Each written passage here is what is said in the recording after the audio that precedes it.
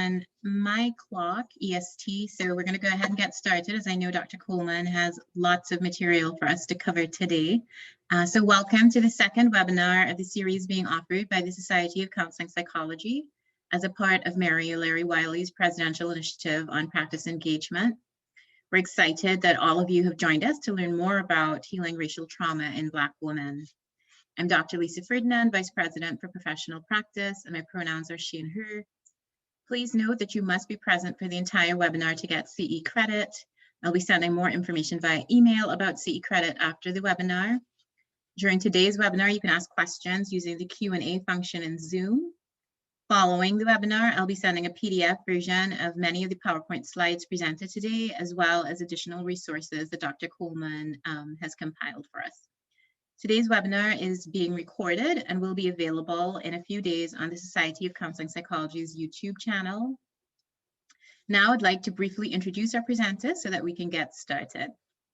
Dr. Nikki Coleman is a licensed psychologist with 20 years of experience in therapy, training, and consultation. She's a former tenured associate professor of counseling psychology before she pivoted to diversity, equity, and inclusion work in healthcare settings. Her private practice is focused on Black women's relational and sexual wellness. Welcome, Dr. Coleman. Thank you so much, Lisa, and thank you, SCP, for having me for this webinar. I am so excited to jump in and get started with you all. And I want to really use our time to sort of not just think about therapeutic interventions, but sort of think about Black women in a broader sort of social political context. So with that in mind, I'll go ahead and get us started. And I want to sort of anchor us with this quote. This is from Fannie Barrier Williams. And even though this quote is over 115 years old, it still, I believe, holds a lot of significance in sort of framing the socio-political context of Black girls and women. And she says, the colored girl is not known and hence not believed in. She belongs to a race that is best designated by the term problem, and she lives beneath the shadow of that problem, which envelops and obscures her. As you are aware, there is heightened media coverage of the murder of young Black and brown individuals in this country. In specific, most recently, there was the incident with a young 15-year-old girl. Her name was Ma'Khia Bryant. And I want to share this piece from a social media platform that I follow. Her name is Leneasy. And I'll be sharing a lot of resources, I think, to help you sort of support and undergird your more deeper understanding about the experience and context of Black girls and women. But I wanted to start us off with this piece by Leneasy. So give me 1 second while it loads. I'll go back. Here we go. Oh, hold on 1 second, you all. Here we go. I'm gonna keep it brief. So where do we go from here? Now that they are listening, not that we were whispering in the first place, because everything is not now, nor has it ever been okay, at least not yet. But this isn't a kumbaya project. Cause I's tired, boss. And I wish I could say it's your loss, but I can't. Wish I could say joke's on you, but I shan't, cause this shit ain't funny. This obsession with creating robots and androids, but I guess I should have seen that coming, because when they discovered a Black woman, I am certain that that was their intention. Because if Black women and girls didn't exist on this earth, then we surely would have had to be invented. Yes, ma'am! So they could have these perfect machines designed for suffering, tasked with everything but themselves to protect. Something to be powered off when it's no longer in use, so it would never have to learn of its neglect. Something with superhuman strength and no feelings, and that's completely immune to pain. Something with minds complex enough to launch spaceships, but not complex enough to complain, and I's tired, boss. Do you know how much it takes to be me and still dare to be humane? To dare to draw a sigh of relief when I still can't breathe and choose not to go insane? To fill the mouths of devourers with something tough to chew on when all they ordered was a plate, a platter of what they thought was a disaster of matter they could sprinkle their condiments.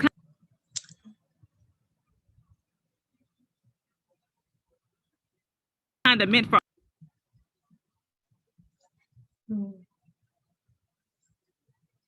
My apologies, I'm hardwired.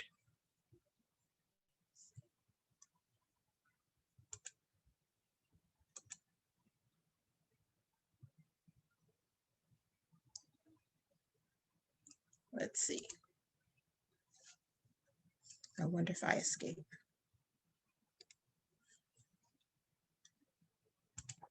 Our destruction, never anticipating our disruption. I once heard a poet say they would rue the day they tried to swallow a black woman whole, underestimating her for a snack, undertaking an impossible task, unaware of the impending clap back. So where my poems at?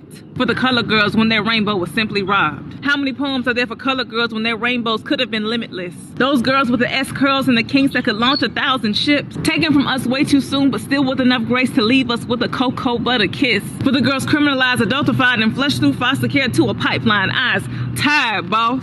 Do you know how much it takes to be me and wake up in the morning and still floss? For this black not to crack under the pressure, for me to be black and still rightfully believe that I am powerful beyond measure. Do you know how much time it took for me to incorporate a hair routine into a TikTok? Speak on it! How much upper body strength? No, you don't. So best believe my curl pattern is the only thing about me that's ever gonna shrink when I am destined to be Thomas Jefferson's worst nightmare and Sally Hemings' wildest dreams. And that is the only reason why I sing. That is the only reason.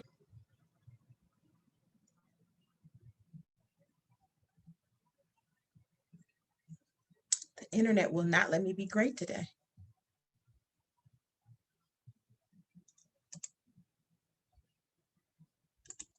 Reason why I rhyme, the only reason I haven't given into exhaustion yet, the only reason why I haven't yet lost my mind, the only reason why I choose gratitude, the only reason why I choose mindfulness, the only reason why I haven't thrown in a towel yet, why I will never not be loud, why I will never not be audacious, why I'll never not be proud, why I will never not be courageous, even when my courage and my audacity within itself is a threat. But to be honest, boss, in this place, in any state, I could die any day for less. So if you're wondering, boss, how I could be so tired and still have the energy to do all that, well, I can't tell you where I got it from. I just know it came with being black. Hey, y'all, what's up? So thank you for that, indulging me with that. My apologies for the bandwidth limitations. I also included this quote here. It's from a really powerful essay written by Hortense Spillers. And Lenise makes a reference to it earlier on in the poem when she talks about the Black woman being invented. And I really encourage you to check out that essay. Again, I'll be providing you with lots of resources and materials after this. I won't bombard you with all of that, including the link to her social media, because she posts content every Friday. It's her series called Parking Lot Pimpin'. So with that in mind, what I thought we could do is I'll tell you a little bit about me, because I think it's important for you to understand who I am and the context at which I'm coming at this content. And then we'll talk specifically about Black women, just some general information, specifically about Black women and gendered racial stressors, and then more in depth about my practice, interventions used with regard to healing racial trauma. And then of course, we'll have time for question and answer later. So about me, a bit of who I am. I am a liberated Black cisgendered heterosexual woman raised by a single Black cisgendered heterosexual woman, singly raising a biracial, bi-ethnic, confident, outspoken, social justice oriented, free femme girl. I am a counseling psychologist. I am an activist. I am a healer. I am a significant link in a long line of beautiful, brilliant, formidable Black women. And my work is as much about liberation for my clients as it is for me and my daughter. What I believe and what sort of anchors me day in and day out is that Black lives matter, that Black women are magical, Black women are necessary, that intersecting forms of oppression negatively impact Black women's lives across the lifespan. But healing is a form of resistance. Healing comes in myriad forms. And the pursuit of pleasure as activism. So a little bit about Black women just by the numbers, just big picture. So Black women represent about 12.9% of the US population. And with regard to education, according to the latest data from National Center of Education Statistics, Black women comprised about 11.4% of bachelor's degrees, about 14.9% of master's degrees, and about 10.4% of doctoral degrees. Let's see, is there something in the chat for me? Oh, okay, I'm sorry. Awesome. And then in terms of income, looking at statistics from the Bureau of Labor Statistics, Black women earn a median weekly income, and this is based on annual salaries, but a median weekly income of $704. And so while I simultaneously think it's important to look at Black women in singular, I also think sometimes it's also important to look at them in context. So in compared to white women who make a median income of $840 a week, Black men who make $769 per week, and then lastly, white men who make $1,036 per week. So look at this sort of context of this high degree of education coupled with the median weekly income, and think about some of the juxtaposition that might exist there. Lastly, I wanted to present some mental health data, but finding prevalence data that was current and by gender and race was really difficult to find. So I found sort of widely ranging statistics. There seems to be some general consensus that generally Black women experience major depressive disorder in similar rates to white women, but that there may be some differences in chronicity. And then with regard to anxiety, as you see, there's a very large margin there. When you look at sort of all anxiety disorders, Black women are sort of lowly represented as compared to their white or gendered peers. But if you look specifically at PTSD, there's overrepresentation there. So just a little bit of context about what we mean and who we're talking about when we talk about Black women as potential clients. So now we want to focus on racial stress. And the way that I really think about this in my practice is sort of along a continuum. So I think about race-related stress, which could sometimes lead to racial battle fatigue. And then for me, in the most extreme, I would identify racial trauma.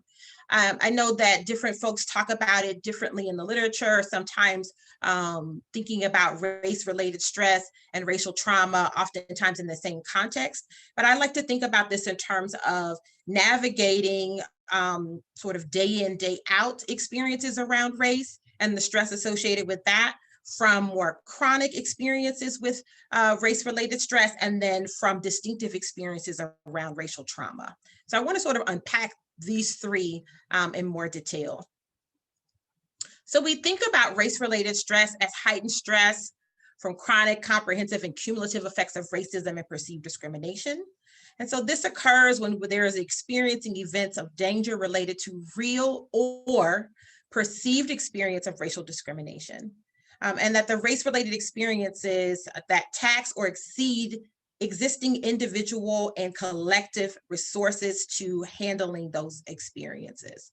So when we think about this, we know, and there's lots of research out there to support this framework, that Black folks in particular, but also individuals across the racial ethnic minority spectrum experience race-related stress. And what I like to think about also is specifically around anti-Blackness and the context of Black individuals in this country as being a unique sort of trajectory around the experience of race and racism. And so we think about race-related stress as an experience that most Black individuals have day in and day out. And then we can sort of extend that to think about racial battle fatigue. So we talk about this as emotional, psychological, and physiological distress resultant from persistent racial microaggressive conditions.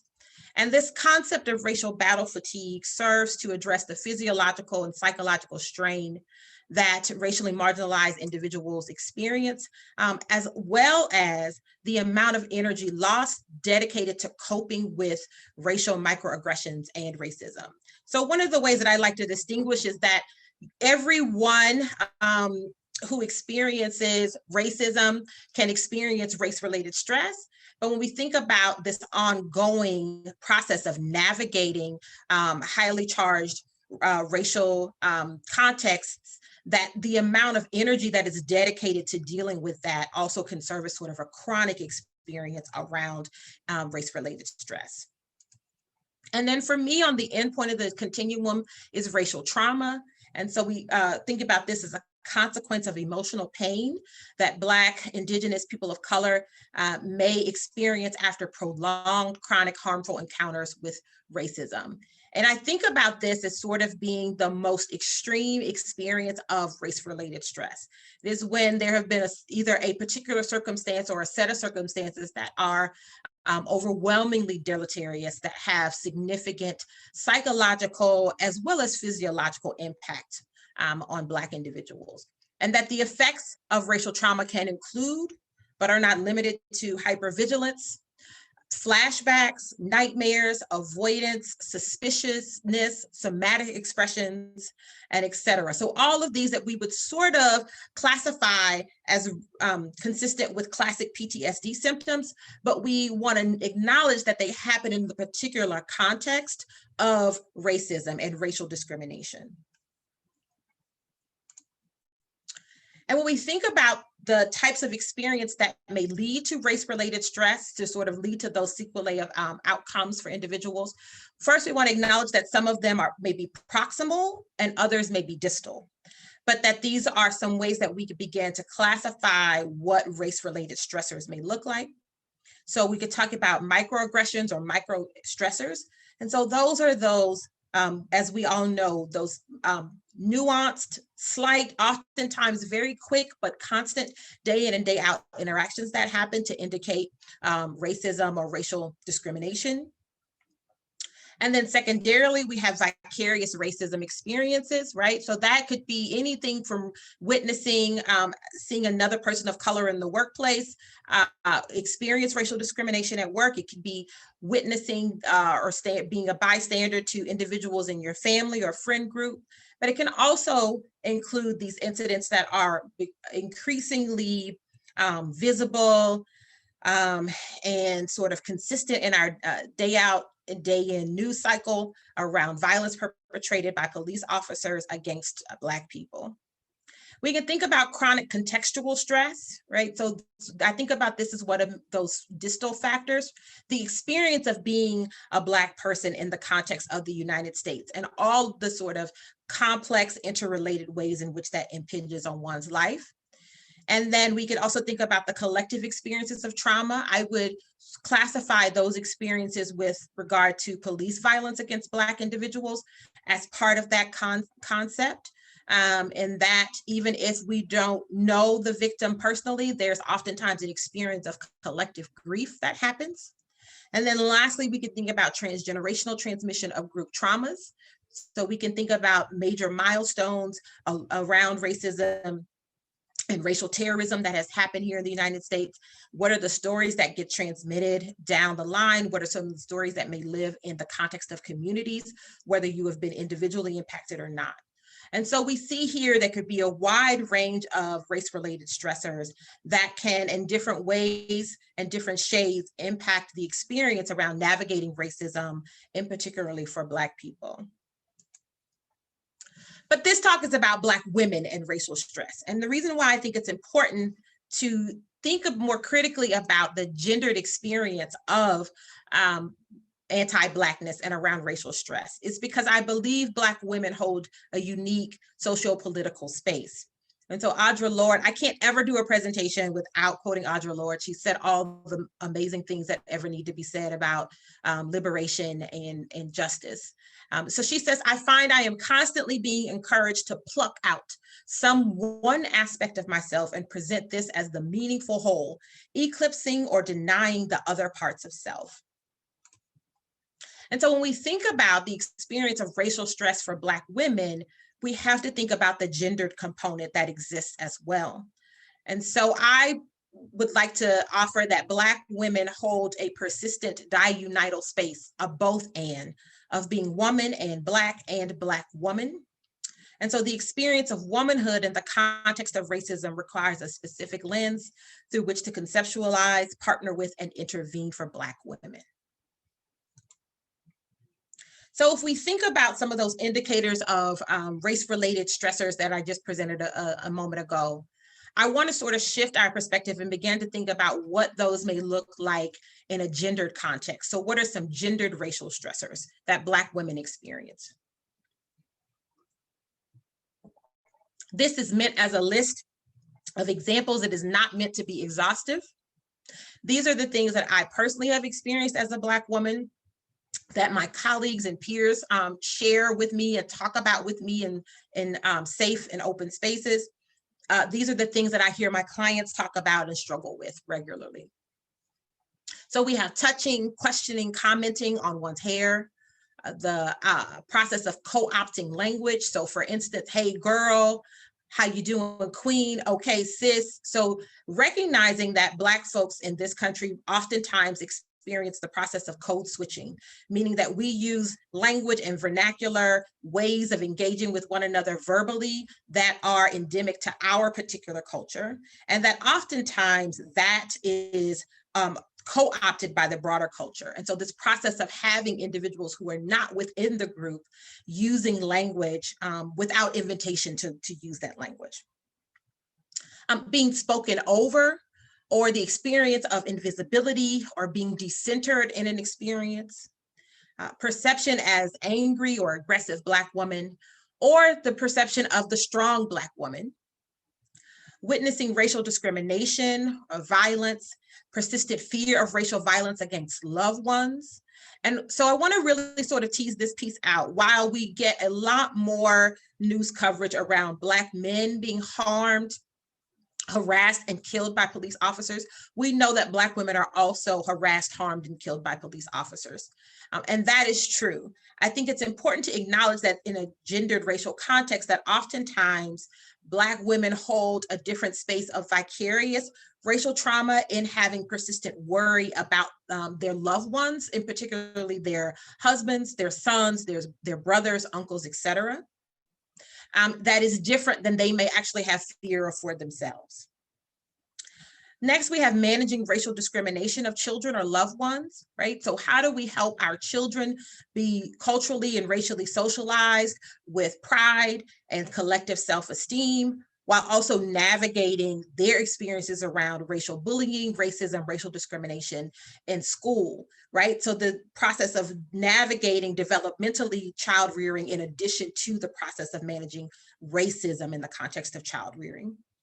And then related to that, that oftentimes looks like advocating for children or loved ones around racial discrimination. So we here harken back to our idea around racial battle fatigue, right? The additional energy that is taken in the process of navigating a racist context. And then I want to talk specifically about weathering, that this has become or is getting more attention in the health psychology literature, and looking at the process of the physiological impacts on the cellular level of racism, and particularly the experience of gendered racism for Black women. And this process of weathering reflects that there is at the physiological level wear down on the cellular level, which really sort of increases the sense of within the body one's aging despite one's actual sort of developmental age. We also have caring for or financial responsibility for extended family. I think that this oftentimes sort of goes in hand with this perception of the strong Black woman. So if we look also at some of the data around the education levels for Black women, that oftentimes Black women are well educated.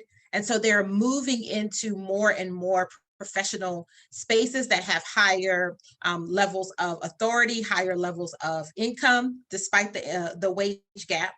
And so with that being the case, there may be additional responsibility to help care for extended family members because of their socioeconomic status.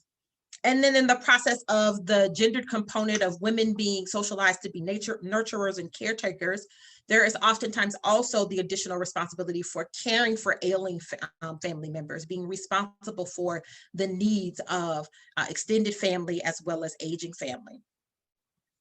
Or family that may not necessarily be older, but experiences chronic physiological outcomes also as a result of economic and racial distress.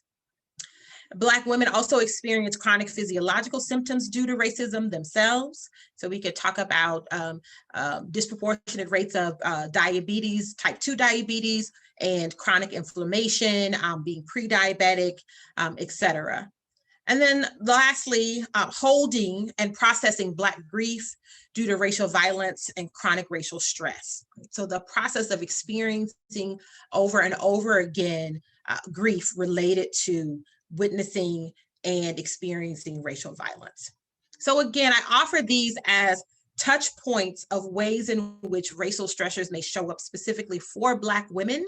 And again, recognizing that I think this is a really comprehensive list, but it is not a fully exhaustive list. So now I want to switch gears and talk a little bit about my practice. So specifically, my practice is for Black women, and I see Black women across the gender, sexual orientation, and class spectrum. And my clients are impacted directly and indirectly by interlocking systems of oppression. And the aims of my practice are to partner with, demonstrate loving and care for, and challenge to heal. And that is the overall approach I take with all of my clients. So connected to some of these gendered racial stressors that I just talked about, these are some of the issues that I see regularly and work with my clients about oftentimes in therapy. So I see a lot of work and career-related stressors and trauma. If we think about the significance that career and work have in our lives, the sort of amount of time that we spend in those spaces, and that oftentimes, especially as Black women increase in their education and therefore increase in their career, up the career ladder, there is a far less likelihood that they are interacting with other Black folks or even other people of color. And so I see a lot of stressors related to work and career related microaggressions, ongoing chronic racial battle fatigue, as well as specific traumas that happen in the workplace as well. Clients also will struggle with their internalized strong Black woman ideologies, trying to navigate that tension between having pride in the sense of being Black girl magic, being a strong Black woman, but also recognizing the sort of deleterious effects that it can have, creating and difficulty creating spaces of vulnerability and willing and self-compassion for themselves.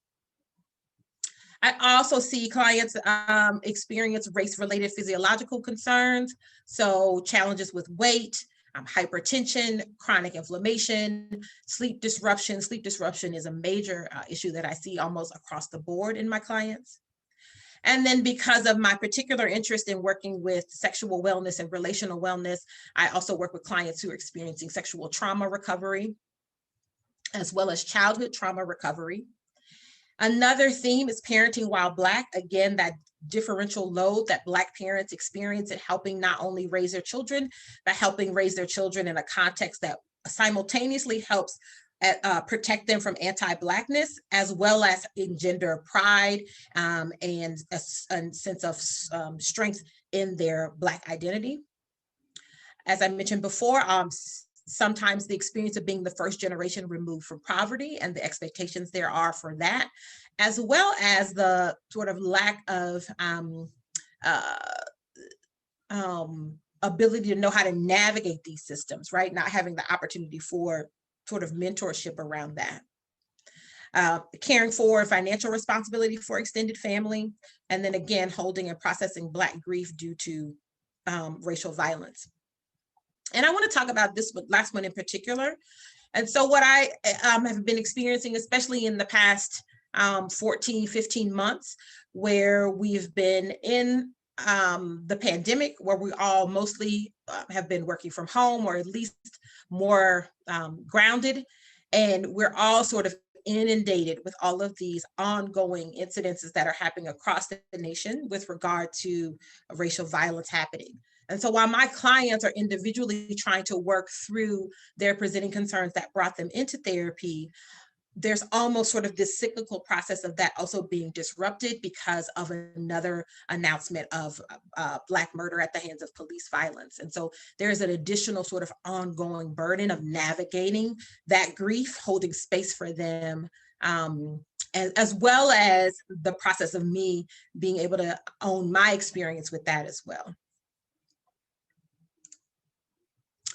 So recently a client shared, I feel like I'm in partnership with you, that you really see me and that what I bring to the table is valued.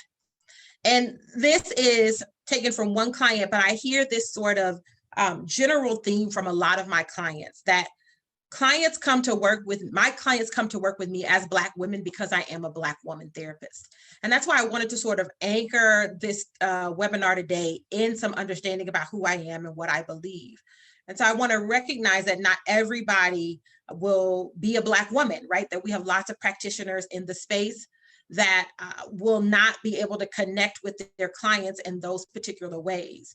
And so I want to talk more specifically about what it is that I do, what are the frameworks that I draw from that I think facilitate the experience of my clients feeling seen and feeling like they are in genuine partnership with me, and that they are valued in the work. So this is my framework. In the center, you will see that everything that I do is anchored in a focus of pleasure and around liberatory practice, right? So that anchors everything that I do in my particular overall worldview and how I approach clients and what my wishes are for them. And I inform them about that before I agree to partner and work with them. And then related to that, sort of an orbit around that fundamental stance, are theories that I draw from in my work. And so up at the top, you see Black feminist thought. Again, this recognizing the socio-political reality of Black women holding this diurnal space, as well as recognizing all of the inherent beauty, strength, grace, and humanity that comes along with occupying that particular socio-political space. I also incorporate a good deal of interpersonal process theory because I do believe that relationships and important relationships really help us understand ourselves in the world and how we relate to others. And in terms of talking to clients about their patterns of behavior, I find IPT to be particularly useful in helping them think through the systems that they've developed that are no longer functional for them. It also, for me, is an opportunity to connect with past childhood experiences, especially traumas, to help them understand how behaviors, ways of being, ways of thinking in the world that may have once been functional for them in a particular context are now no longer functional. And it allows me to engage with them and talk about those experiences without sort of impinging a sense of guilt or shame about those experiences. Related to the IPT, I also bring in relational cultural framework because I do believe in specific that our healthy relationships allow us to grow in ways that we couldn't do in isolation or without that relational component.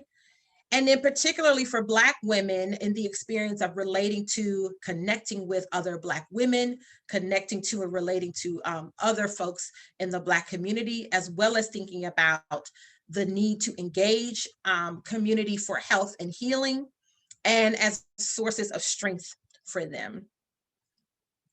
And then related to the liberatory component of my framework, I work with clients to have a liberatory consciousness.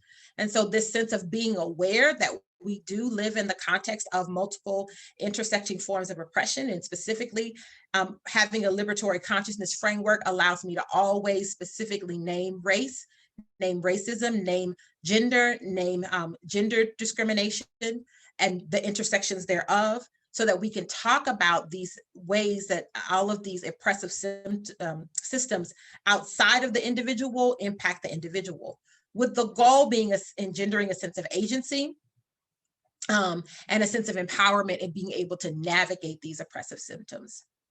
And then lastly, I find the use of mindfulness and meditation to be particularly useful tool in helping bring more regulation into the body and physiological symptoms for clients that are experiencing dysregulation as a result of chronic racial stress or racial trauma. That the process of being able to reconnect with their bodies, to slow down, to be present, to be centered, to feel grounded, comes in a great deal of use for them in sort of recalibrating their physiological dysregulation. And I may use mindfulness practice in therapy or in a session, but I also will oftentimes recommend that they do it in between sessions, and we'll have check-ins about that. So those sort of working pieces anchor all the work that I do with my Black women clients.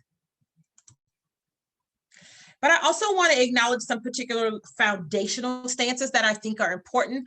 I see these things reflected in the work that I do, but I also want to offer them to you, in specific offering them to folks on the call who may not identify the same gendered space as Black women, or who may not identify in the same racial space as Black women. I think these are critically important. I believe you have to absolutely value Black women, and that you have to believe Black women, and that you have to believe that Black pain is real. And it seems simplistic, but these foundational pieces are so profound.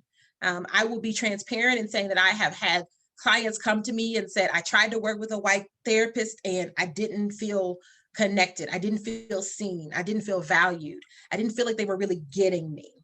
And then I also draw from the experiences that have come into light more recently, anecdotal experiences about Black women experiencing physiological pain in hospital settings or with medical professionals, and their pain being devalued or diminished. And I think that can also happen in the therapy context as well. So for me, outside of your particular theoretical approach, or outside of all of your education and training, I think you have to have these foundational stances to really be therapeutically effective with Black women. I also believe it's important to reinforce and support Black joy, recognizing that in the context of navigating racial stress and racial stressors, and the process of recovering from racial trauma, being able to be intentional about joy is real and necessary. And then for therapists, oftentimes in the context of working with clients that are from different racial and ethnic backgrounds, there can be a sense of inherent discomfort around really having a working contextual understanding about their experience. And what I want to offer is the responsibility to get comfortable decentering yourself. And in that process, listen with empathy, not for understanding. And what I mean by that is that you could have 1 million Black women clients and never have the lived experience of being a Black woman. And so you may not ever have a working understanding, but you always have access to your experience of empathy. This brings us back to the top of this sense of really needing to value Black women and believe in Black women. Related to that, I want to also offer that I firmly believe resistance is a healing mechanism, and that healing is inclusive of methods beyond talking. So while we all are therapists and we all do talk therapy, what I have become increasingly aware of is that the process of really being able to recover from racial trauma, in particular for Black women, requires methods beyond traditional talk therapy. And I'll talk about those in a second. On the other side, I think it's also important to really highlight some harmful stances. So these are things that clients have, again, shared with me about previous experiences they've had with therapy that has not been productive or therapeutic for them. These are also shared experiences that I have had as a client in therapy, and that I hear from other Black women therapists in my peer group. So one is a devaluing of racial experiences over gendered ones. And for me, this is connected also to this idea of decentering, right? So that recognize there's this both and process happening. And that while oftentimes people may be more comfortable in talking about the experience of gender with regard to gender discrimination, for Black women, it is equally important to honor and engage and think about the experiences of racial discrimination and racial stress. To not invalidate or diminish the pain of Black women clients, again, centering yourself. This fourth one I also think is important around co-opting language, that it's not acceptable or appropriate for you to try to use code switching language or AAVE as a way to connect with clients, that clients may use that in their work with you. And I think when clients get to a place where they're able to do that in therapy, it indicates a level of comfort and a level of, I think, strong, positive working alliance between them and the therapist, but I don't think it's appropriate for the therapist, if you don't hold Black woman space, to co-opt that language in session. And I think avoiding your own discomfort is also a harmful stance. Again, this is a process of sort of centering yourself in a different way. And then questioning for learning knowledge, not about clients' inner world. And I want to reinforce this again, that there's lots of resources available for you to learn more knowledge about the experiences of Black women. But that is, to do that in the context of therapy is not what's helpful or therapeutic, right? That we want to question to learn more about the client's inner world, just like you would with any other client. We also want to avoid over-focusing on individual healing. And by this, I mean, while you have clients that are coming to you as individuals, they are connected to a broader community, and that collective community also has not only impact on their experience of race and racism, but also their avenues and opportunities for healing as well. I think it's also important not to over-focus on elements of empirically supported treatments. Remember, there's a person in front of you who holds a very specific socio-political space. And so we want to focus on that while we can pull from ESTs. It's really important that we not overshadow the experience of the person in front of you. And then lastly, as I said before, limiting healing to talk alone. So some specific interventions that I want to offer are the therapist should assess client safety. And I think about this specifically in terms of those experiences around racial trauma. Is there an opportunity to think about, is that context that the person is in, is it the work experience? Is it the neighborhood? Is it some part of their context that actually is really inducing a good deal of harm? And how do we then assess for that in the same way that we would for any other sort of traumatic experience? I think the therapist should also challenge client self-blame and shame. And for me, this is really getting into a grounded understanding around there are interlocking systems of oppression that are impinging on an individual's life that have nothing to do with their individual choices and actions. And in that process, really fostering the client's sense of agency. This is connected to that liberatory consciousness and that liberatory practice that I talked about earlier. You should also invite clients to acknowledge the gendered racial nature of experiences. I can't stress this enough, to name the thing, that when there are experiences of gendered racial stress that clients are experiencing, to name it, acknowledge it, and bring it into the room. When relevant, to share experiences in detail. So that for me, what I find sometimes is that because the experience of race-related stress is so commonplace, because micro-stressors and microaggressions are so commonplace, there can be a sense of sort of dehumanizing that Black women will do to be dismissive of their pain and dismissive of their experience. And I think being able to really hold space where you can ask them to share their experiences and acknowledge them as painful and real can be extremely therapeutic. Invite clients to experience their grief. And then also related to this, the experience of anger as well.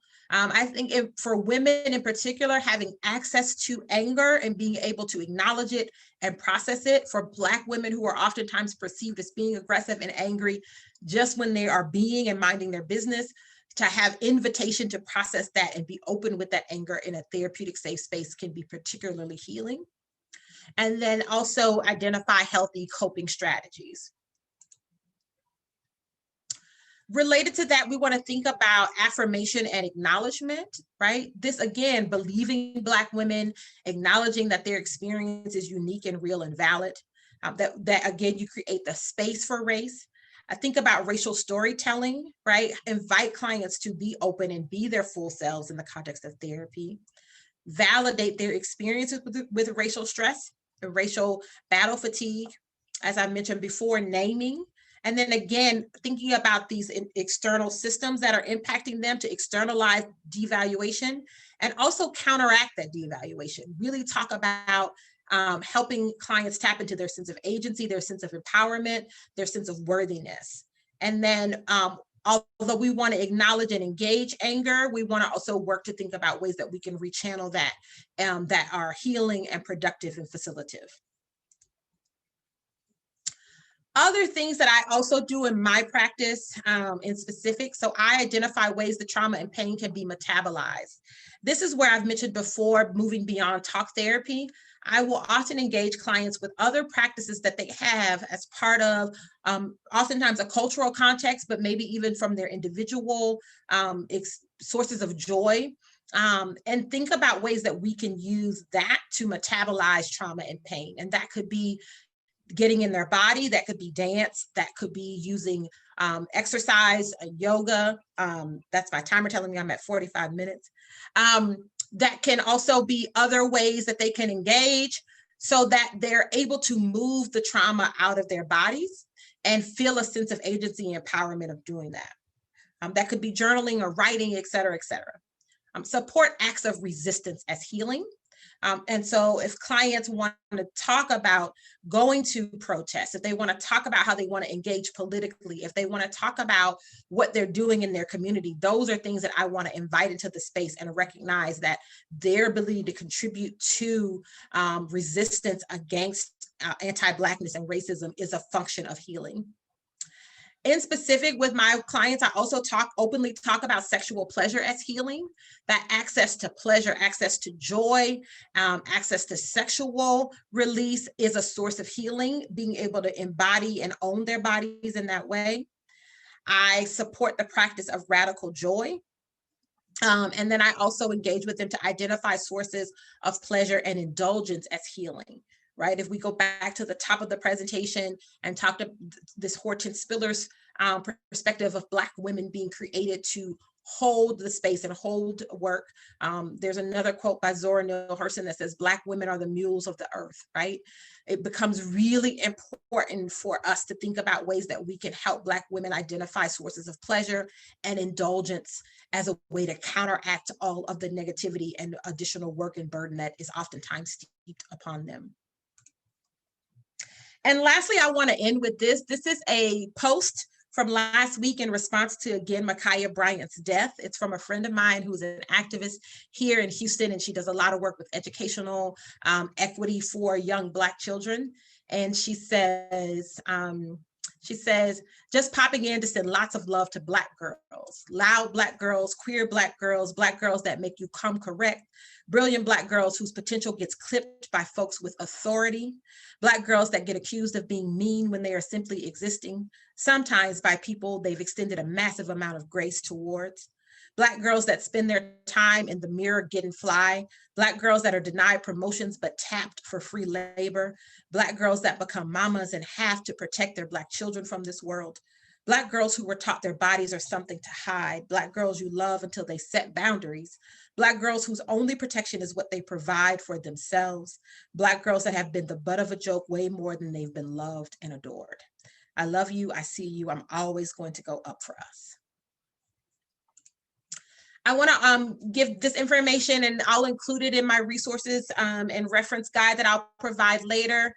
But this is ways that you can find me. I am at Dr. Nikki Knows on all social media platforms.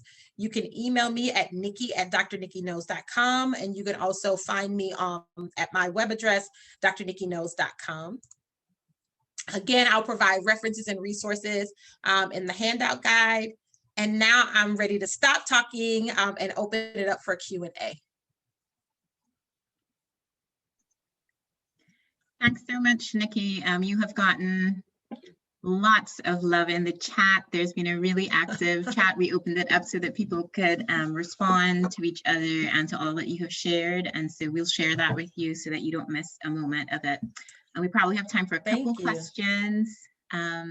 So one of the first ones that came in was, how would you suggest that one address your coworkers, in particular an immediate supervisor who regularly objectifies her employee, sometimes unintentionally, even if the intent is not intentional?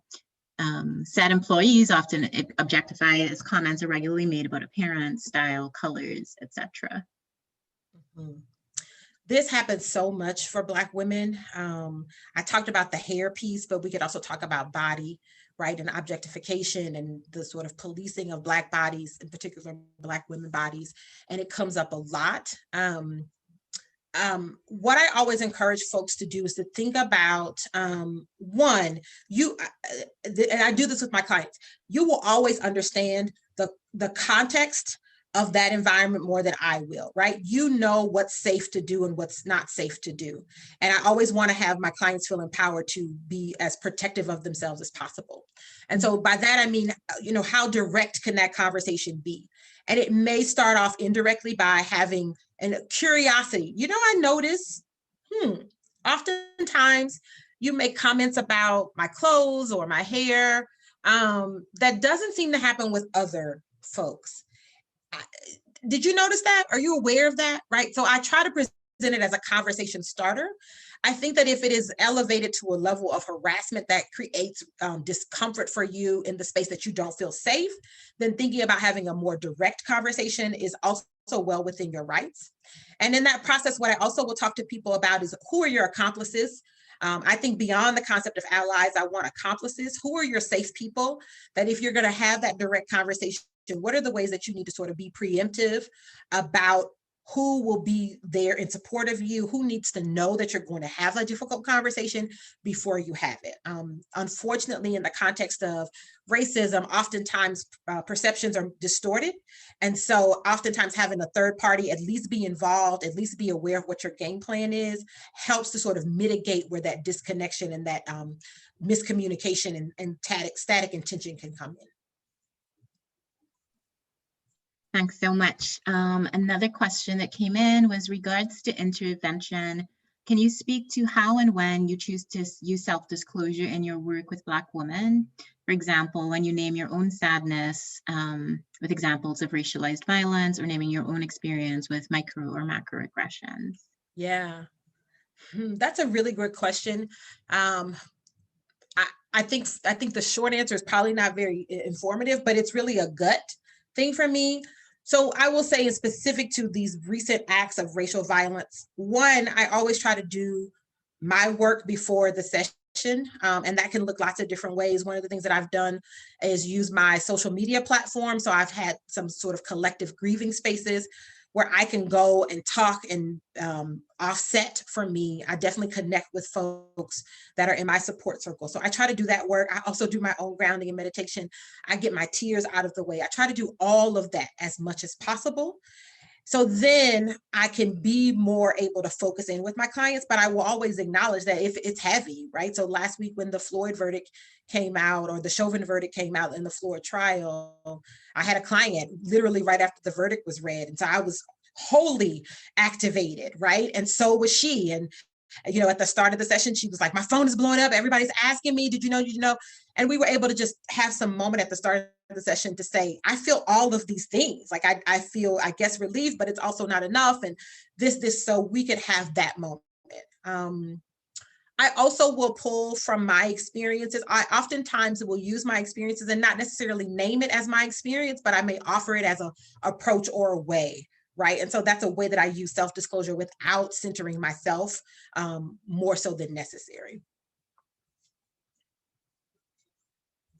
Great. And this one is a more practical question, I think really relevant for all of us who are in practice settings. How do you bill for your services? Do you use DSM or ICD diagnoses? I do not. I am cash pay only. I don't take insurance. And I tell my clients that in advance. Because I do work with folks across the economic spectrum. Mm-hmm. I have a rate that is set. I have a rate that is set that I think is reasonable for folks who have some economic stability to be able to pay. And if I have clients for whom I can really support and work with, and they're not able to meet that, I talk to them about a monthly budget. So practically what I do is I tell them at the start, my rate is this per session. I require that all of my new clients meet with me for at least 4 sessions consecutively. So they need to be able to do that. That to me demonstrates a sense of commitment. It also gives me opportunity to really build a relationship with them. And then after that, we can talk about what's reasonable for you, right? And there's a baseline that I have in mind of where I'm unwilling to sort of go beyond in proportion to my other clients, as well as sort of what I think my value and worth is. And then we sort of negotiate from there. And I found that to be effective. If I get, on an average week, I'll probably get like 6 calls for a new client, and maybe 2 out of the 6 will say, okay, I really need to use insurance. But most Black women are so invested in seeing a Black woman therapist that they find a way to make it happen. Yeah. Thank you. We probably have time for one more. What countertransference issues have you experienced while working with Black women? Yeah, that's a good question. What's interesting is I find that happens. So I also have I have other Black women therapist clients, and I find that happens more with them than it does with maybe some of my other clients. I'm trying to think of a metaphor to sort of explain that, in the sense that I love Black women. If that's not obvious by now, you weren't paying attention, right? I love Black women. I love being a Black woman. I value the ways that we move in the world. And so I'm going to always bring that to the work. But I think the more the client and I identify on sort of demographic indicators, the more I have to be aware of that. But when that happens, and I've had a couple missteps that I can think of recently, and what I do is I own it and say, I really felt like I centered myself. And I don't know that I actually heard you. I really think I was thinking about me. I want to own that, and let's work through that, and let's talk about that. So I just really work to be as transparent as possible. Okay, we have one. As a non-Black POC, this is a wonderful framework for supporting Black women clients. Any suggestions for how to also support and advocate for Black women colleagues in professional spaces? And I know you've done a lot of that work. Yeah. First of all, do it. For me, I think I always talk to folks about thinking about this as practice, that you may not get it right when you first start off. And that to me is around that balance of the decentering yourself, right? But having the intention of wanting to be helpful, to wanting to be supportive to colleagues, and recognizing that the way to do that with other Black women or even women of color needs to be different. That's a really great baseline. And then in the process of practice, being willing to be held accountable, right? So never overspeak for your colleagues or clients, partner with, ask them what they want for support. If you have access to knowledge, and this is practical, but so very real, that oftentimes Black women are just locked out of spaces, and not even intentionally, just unintentionally left out of conversations. And so if you have access to information that can be helpful, create systems of safety or professional development for Black women colleagues, then make sure you're intentionally sharing that, right? Like, that's the way to be an accomplice. And then also be willing to be held accountable when you make a misstep, because you will. It will happen. Don't get overfraught with the guilt or worry about making a misstep. Acknowledge that it's going to happen and be willing to be held accountable. And that's that part of like sending in your discomfort.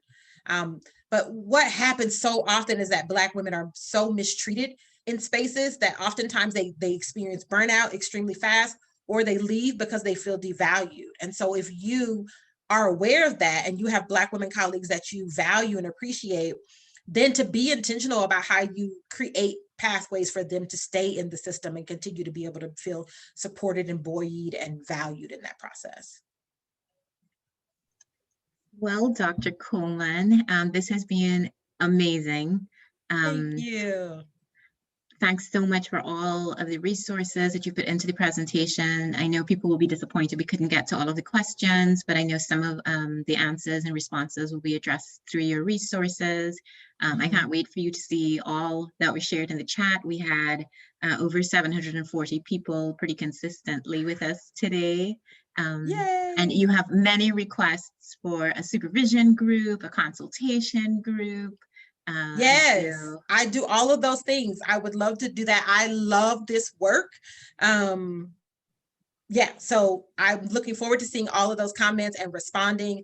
Please feel free to reach out to me in all those ways that I indicated in the slides, and I'll be sending out resources. And as you can tell, my presentation is sort of a multimedia thing. And so my resources are going to be academic, but they're also going to be practical, and they're going to be art and social media and all the wonderful things. So I'll give you a really lovely toolkit to take with you. Great. Well, we are so grateful for your time and your expertise with us today. And look out for the email that I will send with some follow-up information with all of Dr. Coleman's slides and additional resources. Thank you so much. Take care, everybody. Thank you. Be well.